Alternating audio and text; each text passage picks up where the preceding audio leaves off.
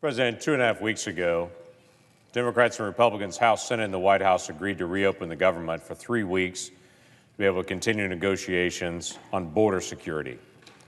The very simple statement that was made by my Democratic colleagues was, reopen the government for 3 weeks, we will negotiate on border security, come to an agreement, but only if the government is open, and it will be limited to border security. It's a pretty straightforward conversation. President Trump said, we trust you on this, agreed to reopen the government for 3 weeks to focus on border security. Now it appears, based on the negotiations that are happening right now in this building, that this has become a Lucy in the football type negotiations. Because this doesn't seem to be about border security anymore. My Democratic colleagues have said, now we want to add one thing. We will vote for fencing at the border as long as you agree to defund a section of ICE. The whole negotiation now is, yes, we'll add border fencing, but you have to agree to defund ICE. And here is the way that works. Their agreement is you will have to limit the number of people that ICE can detain. Now, to our credit, this Congress has always allocated funding to say, here's X amount of dollars for detention facilities and for bed space for ICE, knowing that if someone is picked up at the border, when they're picked up at the border as they cross, the Border Patrol does not house them. They're not detained by Border Patrol. They're arrested by Border Patrol, then they're turned over to ICE. So what the plan is not to allocate enough dollars for ICE detention, but to create a new arbitrary cap for the number of people that ICE could actually detain. So that ICE could only hold X amount of people, and that's what they want to get in negotiation, for the first time ever to have a maximum cap of the number of people that ICE could detain. Now, why does that matter? One is to allow funding for it. Another one is to have a cap. A cap is very different, and my Democratic colleagues know it. In real life, here's what it would look like. If ICE at any point already has the number that they have in custody at that point, and they arrest someone else, they would have to choose to release someone currently in detention before they could arrest someone and put them in detention, which would mean, let me give you an example. Coyotes now try to bring any adult that's coming, they try to have them bring a child with them because they know if a child travels with the adult, they're going to get a special lane into the country as if they're coming as a family. They get their own fast lane into being released into the country. If you have this ICE detainer cap, coyotes will know, bring people in mass migrations because ICE can't release enough people at once. So if you come as 1,000 across the border or 500 across the border, they have to be released into the country because ICE can't quickly release 500 people for detention to add the new 500 people that are coming through. My Democratic colleagues also know it takes about 41 days currently that someone is in detention to go through the whole process to get a hearing and get finished. This would accelerate the process of getting those people out and released into the country rather than getting them through the actual hearing.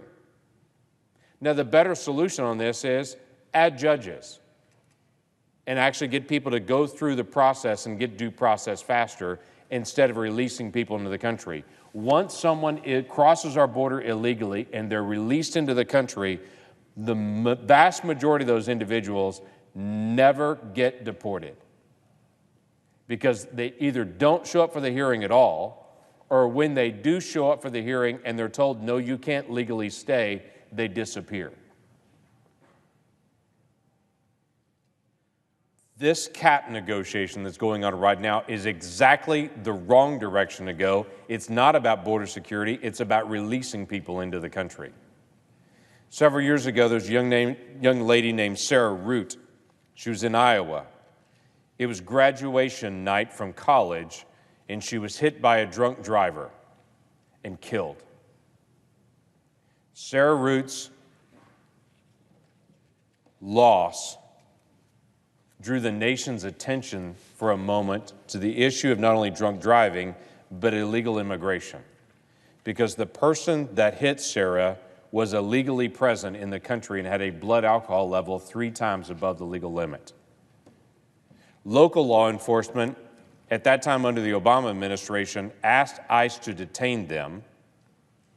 ICE said they didn't meet the minimum qualification that had been set by the administration to detain them, and so they released this person on bond. Sarah later died from her injuries, and they've never been able to find that guy again. He's gone. He's somewhere in the United States, or maybe he's run internationally. We don't know. But he's on our most wanted list instead of being held. That was a decision made by a previous administration just on priorities. My Democratic colleagues are trying to force ICE to make those kind of decisions every single day now to determine who needs to be released and who needs to be kept based on an arbitrary cap that they want to put in on the maximum number of people that ICE can detain. There is no state in the country that sets an arbitrary cap other than the bed space that they have available.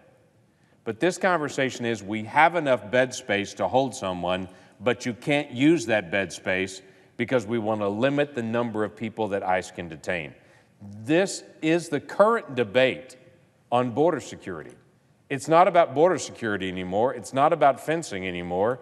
It's now about giving ICE a maximum cap they can detain and literally forcing ICE to release people illegally present into the United States.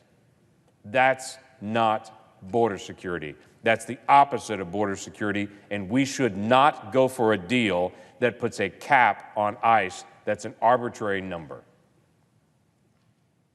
I hope this administration rejects that. I hope we can finish negotiations. I hope the American people see this for what it is. This is no longer about border security. This is about trying to force this administration to release people into the country that are illegally present and prevent ICE from doing its job.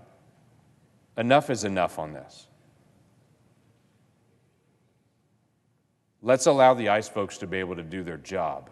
They're federal law enforcement, and not put a cap on them and say you can only enforce the law this far, and then after that, you've got to not enforce the law anymore because we have an arbitrary cap. That needs to be rejected, and that is not a serious offer in negotiations. And the reason we don't already have a deal right now and already done, and this body debating it, is because that debate about capping ICE detentions got added into the conversation last weekend and blew the whole negotiations up. This is not the White House blowing up negotiations. This is not Republicans blowing up negotiations. This is my Democratic colleagues saying they want to cap on ICE detentions and to allow coyotes to be able to rush large quantities at the border, or to force ICE to be able to have to make hard choices of which gang member they're going to release and which they're going to hold, and literally get a briefing every morning to say we can't arrest anyone today because we don't have enough detention space, so today we have to look the other way. That is an absurd proposal, and we should reject it. With that, Mr. President, I yield the floor.